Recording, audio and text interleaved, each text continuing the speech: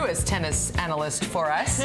Thank you for being here this morning. Yeah, glad to be here. We're going to talk Davis Cup. We were just chatting in the break and just how different the Davis Cup tournament is from really all other tennis tournaments. Break down for our viewers what makes it different. Yeah, well, it's definitely different in the fact that it's country against country. You don't often get to see that.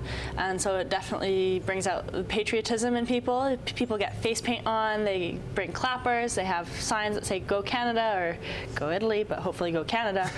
And you know, it's wild and crazy, and it's so much fun, not just for the fans, but the players. See, now I keep hearing about the experience for this tournament. You know, I like the sport of tennis, but talk about what this environment's like, the energy's like, and what the players encourage, because it's not the traditional surrounding for a match. Yeah, it's definitely not traditional, but yeah, players really love getting that energy and support from the fans. What happens is, you know, fans are encouraged to be loud and crazy and support as loudly as they can, and it's so much fun in that sense. As you can see on the TV, you know, everyone wears their colors in red and white, and you know, don't hold back. That's all I'm trying to say. The team environment that we witnessed when Canada won to advance and making that landmark victory happen. I mean, the way the team just came out and celebrated with Milos when he won that final point to advance.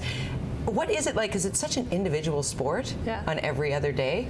What is it like to have that sort of team mentality, like knowing that you need to play well and then you need to take that guy out and then you need to win? Yeah, well, sometimes it can be a bit nerve-wracking because you know that if you don't win, you're letting your team down, but it's also really, I don't know, you look forward to getting that win with your whole team because everyone celebrates with you, and so, and you're also supporting your nation, and nothing beats that. Are you invested in every point when somebody else plays? Oh yeah, when you're cheering on your teammates, like, you lose your voice at the end of the day. It's unbelievable.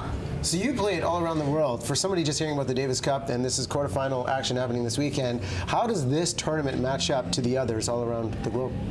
It's totally unlike anything else. I mean, for me, Fed Cup, which is much like Davis Cup, just the women's equivalent, they're some of the highlights of my career. Like, it's so much fun. I remember being in Serbia and the same thing. We had like a big mascot at the side of the court trying to distract us, and like people screaming their lungs out and that sort of thing. We need a mascot to distract Italy.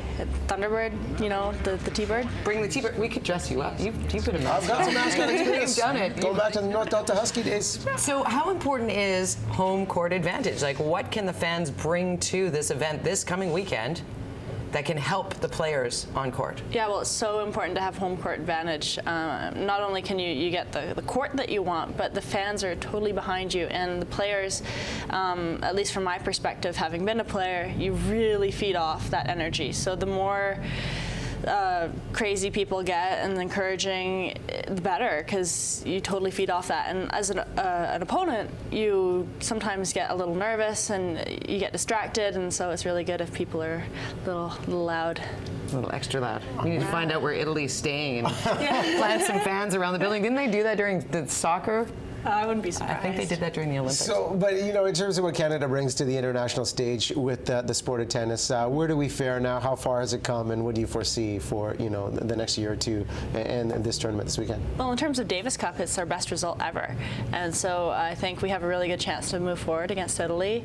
It's a tough team. We have Seppi, we have Bolelli, and a whole bunch of different players, Fognini, and yeah, so we can't look at them poorly because they're definitely going to be tough. But we have Milos, we have Vasek, we have Frank, and we have Daniel, and they're an amazing team, and I think it's going to be really good looking forward. I love the Italians are all last names and all the Canadians are all first names. That is insider right there. That's how I know. That is awesome. But it's true, and from the Canadian perspective, really being on uncharted waters, the expectation is low and the delivery could be massive. Yeah. Let's send some fans to the Davis Cup this weekend. Compliments of Rackets and Runners in Wilson, Canada.